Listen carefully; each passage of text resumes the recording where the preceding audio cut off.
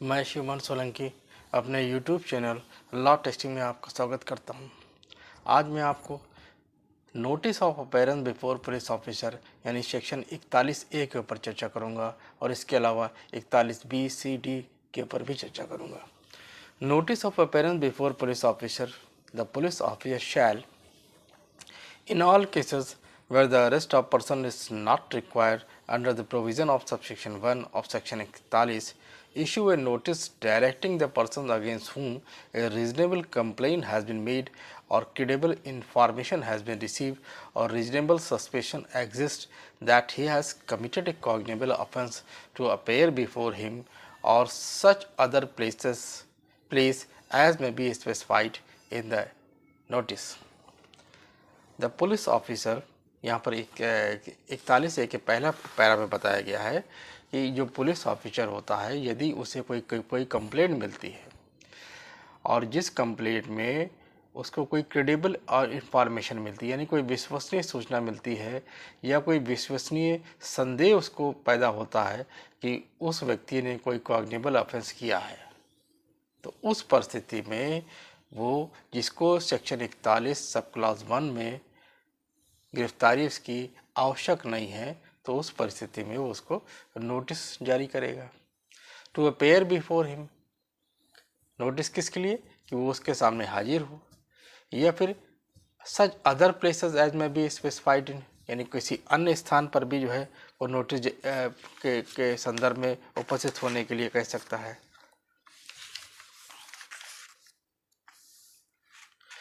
Police अधिकारी उन सभी मामलों में जिसमें धारा 41 की उपधारा 1 के प्रावधान के अधीन किसी व्यक्ति की गिरफ्तारी आवश्यक नहीं है, वह व्यक्ति जिसके विरुद्ध युक्त परिवाद किया गया है या विश्वसनीय सूचना प्राप्त हुई है या युक्त संदेह विद्यमान है कि उसने संज्ञेय अपराध कारित किया है, तो अपने समझ या ऐसे अन्य स्थान पर उपसंजात होने का निर्देश देने का नोटिस जारी करेगा, जैसा नोटिस में विनिर्दिष्ट है।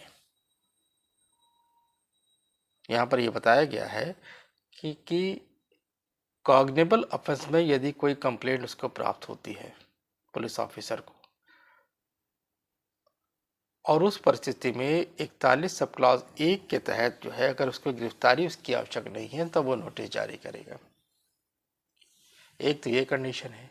कंप्लेंट प्राप्त होने पर भी उसको दो पैरामीटर उसके हैं कि इसको ये देखना पड़ेगा कि जो उसको परिवाद प्राप्त हुआ है वो सूचना विश्वसनीय सूचना है या फिर युक्त संदेह विद्यमान है कि उस व्यक्ति ने ये अपराध किया है। अगर ये दो पैरामीटर में वो मामला फिट होता है, तो उस परिस्थिति में संज्ञेय अपराध की सूचना प्राप्त होने पर अगर 41 सब क्लास 1 में अगर गिरफ्तारी आवश्यक नहीं होगी, तो उस परिस्थिति में उसको नोटिस जारी करेगा अपने समझ उपस्थित होने के लिए या किसी अन्य स्थान पर उपस्थित होने के लिए। लास्ट में बताया गया है, where such notice is issued to any person, it shall be duty of the person to comply with terms of the notice.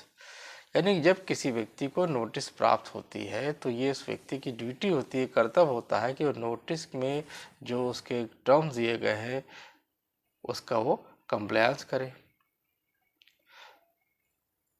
जहाँ ऐसी नोटिस किसी व्यक्ति को जारी की जाती है, तब उस व्यक्ति का ये कर्तव्य होता है कि वो नोटिस के निर्बंधों का अनुपालन करे। Where such person complies and continue to comply with the notice, he shall not be arrested in respect of the offence referred to in the notice, unless for reason to be recorded the police officer is of the opinion that he is out to be arrested. Where such person comply and continue to comply, अगर कोई व्यक्ति जिसको notice जारी हुई है तो अगर उस नोटिस का कंप्लायंस करता है, यानी नोटिस के जो निर्देश दिए गए हैं उनका अनुपालन करता है और वो लगातार अनुपालन करता है, तो उस परिस्थिति में उसकी गिरफ्तारी नहीं की जाएगी। और अगर करता है उसके बाद भी, तो पुलिस ऑफिसर उसका रीजन रिकॉर्ड करेगा कि उसको ये बताना होगा कि उसने अरेस्ट क्यों किया। जहाँ व्यक्ति ऐसी नोटिस का अनुपालन करता है या अनुपालन निरंतर करता है, तब उसे उस अपराध जिसका नोटिस में निर्दिष्ट किया गया है के संबंध में तब तक गिरफ्तार नहीं किया जाएगा जब तक लेखपत किए जाने कारणों से पुलिस अधिकारी गण में ये राय ना हो कि उसे गिरफ्तार किया जाना चाहिए। अब इसके अगले क्लास के ऊपर चलते हैं, यानी class 4। Where such person at any time fails to comply with the terms of the notice or is unwilling to identify himself, the police officer may, subject to such order as may be has been passed by a competent court in this behalf, arrest him for the offence mentioned in this notice, in the notice। यानी वो व्यक्ति इसको notice जारी हुई है, अगर notice में जो निर्देश दिए गए हैं उसका पालन करने में फेल हो जाता है या फिर वो अपनी आइडेंटिटी को छुपाने का प्रयास करता है, यानी स्वयं की पहचान को बताने के लिए अनिच्छुक है, the police officer may, subject to such order as may be competent court in this behalf, arrest him. तो उस परिस्थिति में जहां अधिकारी ऐसे निमित्त किसी सक्षम न्यायालय द्वारा पारित किए जाए के अधीन नोटिस में उल्लेखित अपराध के लिए उसे गिरफ्तार कर सकेगा। तो उस परिस्थिति में कोर्ट के ऑर्डर से जो उस नोटिस में जो ऑफेंस मेंशन है उस अपराध के लिए कोर्ट से ऑर्डर लेगा और उस ऑर्डर लेने के बाद उस व्यक्ति को गिरफ्तार कर सकता है। यानी कि उस परिस्थिति में भी अगर कोई व्यक्ति नोटिस का पालन नहीं कर रहा है तो पुलिस उसे डायरेक्ट नहीं गिरफ्तार कर सकती, उसे कोर्ट से ऑर्डर लेना पड़ेगा। कब लेना पड़ेगा? कि जब वो नोटिस के निर्देशों का पालन नहीं कर रहा है या अपनी आइडेंटिटी को छुपाने का प्रयास कर रहा है।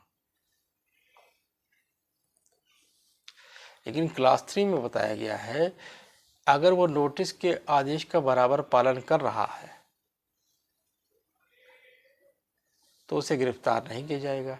अगर उसके बाद उसको गिरफ्तार किया जाता है तो पुलिस ऑफिसर जो होगा उस गिरफ्तारी के कारण को लिखेगा। अब सेक्शन 41B में प्रोसीजर ऑफ अरेस्ट बताया गया है and duties of officer making arrest है। Every police officer while making an arrest, प्रत्येक पुलिस ऑफिसर जो अरेस्ट करते समय a bear an accurate visible and clear identification of his name with will facilitate case easy identification, उसके नाम का यानी police officer अपने नाम का सही दृश्यमान और स्पष्ट पहचान धारण करेगा जिससे उसकी पहचान हो सके। यानी कि वो अपनी नेम प्लेट जो जेब के ऊपर लगाए रहते हैं तो क्लियर होगी, क्लियरली उसको लगाए रहेंगे ताकि वो पहचान तो सके कि कौन व्यक्ति गिरफ्तार करने के आया है। Prepare a memorandum of arrest which shall be, गिरफ्तारी के लिए का ज्ञापन तैयार करेगा। Attested by at least one visitor who is member of the family of the person arrested or a respective member of the locality from the arrest estimate, और गिरफ्तारी के वक्त किसी एक व्यक्ति की गवाही ली जाएगी जो उस परिवार का सदस्य हो जिसकी गिरफ्तारी की जा रही है। अगर परिवार का सदस्य कोई ना हो तो उस परिस्थिति में वहाँ पर आसपास के लोकेलिटी में कोई सम्मानित व्यक्ति है उसकी विटनेस ले ली जाएगी। Counter sign by the person arrested, यानी जिस व्यक्ति से को अरेस्ट किया जा रहा है उसके भी सिग्नेचर लिए जाएंगे गिरफ्तारी के मेमो पर, इसको कहा जाता है countersign. Inform the person arrested unless the memorandum is arrested by a member of his family that is right to have a relative or a friend name by him to be inform his arrested. गिरफ्तार किए गए व्यक्ति को जब तक ज्ञापन उसके कुटुंब के सदस्य द्वारा प्रभावित नहीं किया जाएगा ये सूचित करेगा अपनी गिरफ्तारी के विषय में उसके द्वारा नामित किसी नातेदार या मित्र को सूचित किए जाने का अधिकार है।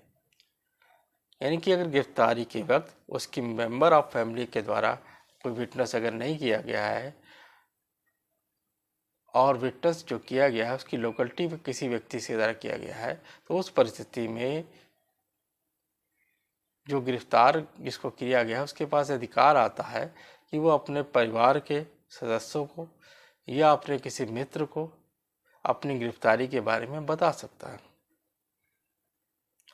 यानी कि उनको सूचना दिए दिए जाने का अधिकार है कि वो व्यक्ति, जब वो जो व्यक्ति गिरफ्तार हुआ है, जब अपने किसी रिश्तेदार को, अपने किसी मित्र को सूचना देगा तो वो उसकी बेल वगैरह के लिए प्रयास कर सकते हैं। 41 में बताया गया है control room at district. The state government shell establish A police control room in every district and state level.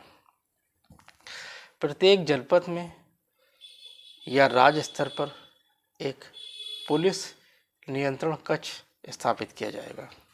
कौन स्थापित करेगा? राज्य सरकार स्थापित करेगी। The state government shall cause to be displayed on the notice board kept outside the control room at every district, the name and address to the person arrested and the name and designation of the police officer who's made the arrest। यानी राज्य सरकार जो होगी control room के बाहर एक display board लगाएगी जहां पर जो व्यक्ति जिसको गिरफ्तार किया गया है उसका नाम दर्ज होगा और जिस पुलिस ऑफिसर ने उसको गिरफ्तार किया गया है उसका भी नाम दर्ज किया जाएगा। The control room at the police headquarters at the state level shall collect from time to time details about the person arrested, nature of the offence which they are charged, and maintain a database for the information of the general public। राज्य सरकार police मुख्यालय में नियंत्रण कक्ष समय समय पर गिरफ्तार किए व्यक्तियों के अपराध की प्रकृति जिसके लिए आरोपित किए गए हैं को एकत्र करेगी और तथा जन सम्मान के लिए एक आंकड़ा आधार अनुरक्षित करेगी। अब इसका सेक्शन 41D पे चलते हैं। 41D में बताया गया है कि right of arrested person to meet an advocate of his choice during interrogation. When any person is arrested and interrogated by the police, he shall be entitled to meet an advocate of his choice during interrogation, though not throughout the interrogation। जब किसी व्यक्ति को गिरफ्तार किया जाता है तो police द्वारा उससे पूछताछ की जाती है, तो पूछताछ के दौरान, किंतु संपूर्ण पूछताछ के दौरान नहीं, अपनी पसंद के किसी अधिवक्ता से मिलने के लिए वो अधिकृत है, उसको ये राइट मिला है गिरफ्तार किए व्यक्ति को। तो ये आपने देखा सेक्शन 41A से लेकर 41D तक आज मैंने चर्चा की है। यदि आपको मेरा चैनल समझ में आता है तो कृपया इसे लाइक करें, सब्सक्राइब करें, शेयर करें। जय हिंद, जय भारत।